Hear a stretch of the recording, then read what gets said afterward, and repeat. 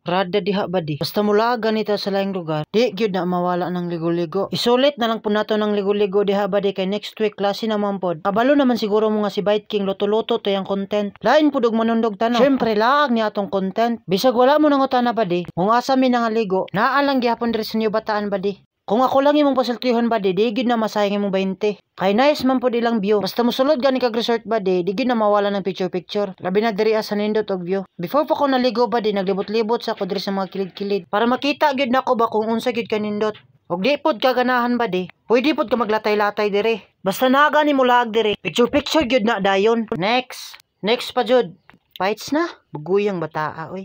Ug munaog pod kag ubos ba din napod sila liguanan dito Ninduta oy. Wala na lang pod nadugay ba din, ibalik na lang pod migbabaw. Magamping-amping na lang pod tagbaktas ba di para dili gid mahulog atong cellphone. Hay ba di rada diha. Bantay lang mong duha ug di ninyo i-share. Ug di pod kakabulo mo lang ay ba di pwede pod ka magsakay-sakay ani. Hay ba di, maligo ta kay ligo is life.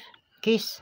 Galing nga gyud sa akong trupa mo dive oy. Wow, napay pinaatras nga pag-dive. Bitaw ba di kung minusan gani ka? Ayaw na lang pud minusi imong kaugmaon. Kay imo man ang paningkamot di ba? Wala na tay lain ma-content ba di? More followers to come. Maura to, salamat sa pagtanaw.